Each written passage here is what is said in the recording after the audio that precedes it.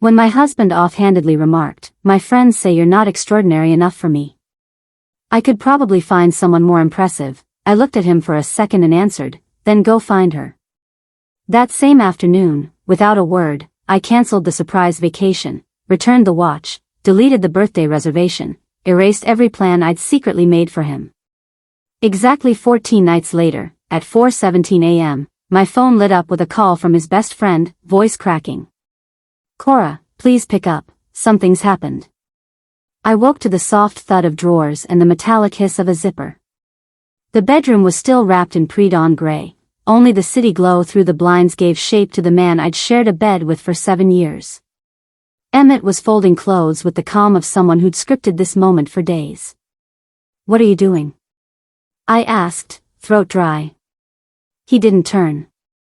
"I'm staying at Marcus's for a while. I need space to figure out if you, are still what I want." I pushed myself upright. "If I'm still what you want?" He gave a tired wave that somehow included me, the bed, the entire life we'd built. "You're fine, Cora. You're nice. But lately everyone keeps asking why I settled for someone who's just comfortable. Not driven. Not remarkable." The word landed like a slap. Comfortable. He went on, "Sienna said it best last night. She said a man like me deserves someone who matches my level. And I think she's right." He lifted the suitcase, ready for his dramatic exit. I spoke before he reached the door.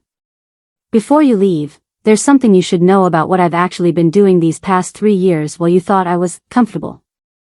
He sighed, set the bag down with theatrical impatience. "Cora, not now. My company closed its acquisition yesterday," I said, voice level. $21 million. My portion is 12.7.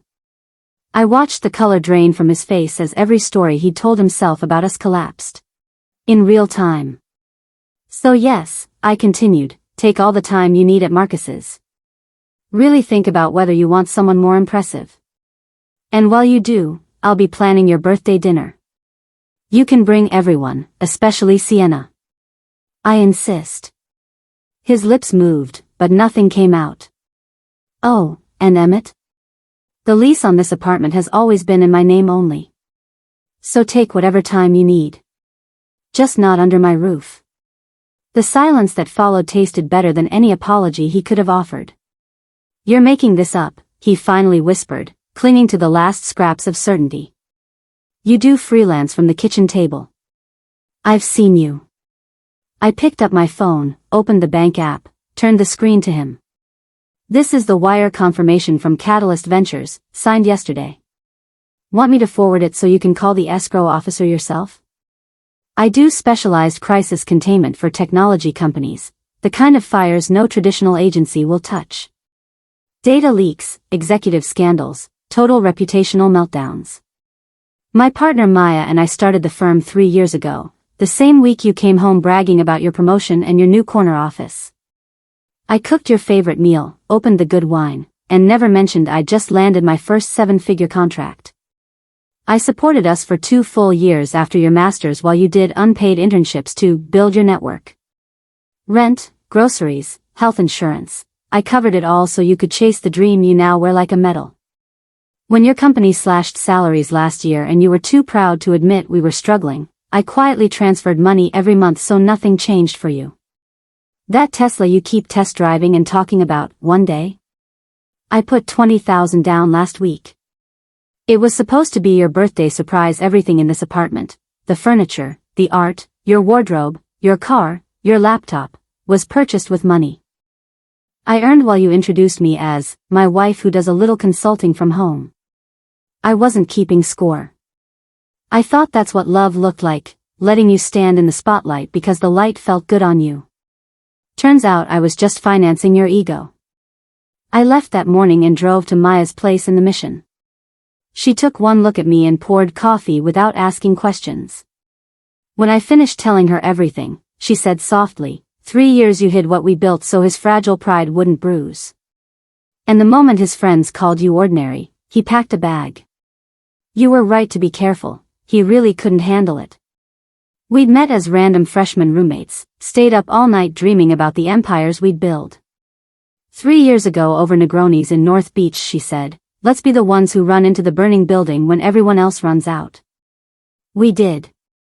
First year 800,000. Second year 2.3 million. Last year 4.2. Yesterday 21 million, clean. That afternoon I gathered every document I'd kept hidden, contracts, tax returns, transfer records, and built a short, merciless presentation. Then I called Atelier Cren, changed the intimate table for 2 into a private room for 12, and asked them to set up a screen. On the night of Emmett's birthday I arrived early, tested the slides one last time, then waited at the bar like a calm assassin in black silk. His friends trickled in looking pleased with themselves, Marcus, Devin, Harper, until they saw me watching from the shadows. Sienna sailed in last, blonde and gleaming, wearing the smug expression of someone who believed she'd done him a favor. Emmett walked in at 8:02, scanned the room, spotted his entire jury assembled, then found me. The hope in his eyes died the moment he met mine. Cora, what is this? Your birthday dinner, I said, standing. I invited the people whose opinions matter most to you. Especially Sienna, she was so helpful in clarifying my shortcomings. I led him into the private room. 12 faces turned toward me. Thank you for coming, I began, voice steady, almost warm. 2 weeks ago Emmett informed me that all of you believe I'm not remarkable enough for him. Tonight I thought you deserved to see exactly how remarkable I've been while you were busy deciding I was ordinary. I clicked the remote. Our company logo filled the screen, followed by revenue graphs that climbed like a rocket, then the acquisition announcement in bold, $21 million. I walked them through the numbers, the clients, names redacted but reputations unmistakable, then the personal financial timeline. 2 years of full support post-grad school, 18 months of hidden salary coverage, every luxury he thought was ours, that was actually mine. I didn't do it for gratitude, I said quietly. I did it because I thought partnership meant lifting the person you love. Turns out only one of us was doing any lifting. I raised my glass. To Emmett on his birthday. I paid for every bottle on this table tonight. Consider it my final gift, and my resignation from the role of invisible benefactor. I wish you all the joy of finding someone more impressive. May she come with her own fortune, because mine is no longer subsidizing any of you. I drank, set the flute down with a soft crystal click, and walked out into the cool San Francisco night, 7 years later, 12.7 million richer, and, for the first time in almost a decade, entirely, gloriously visible.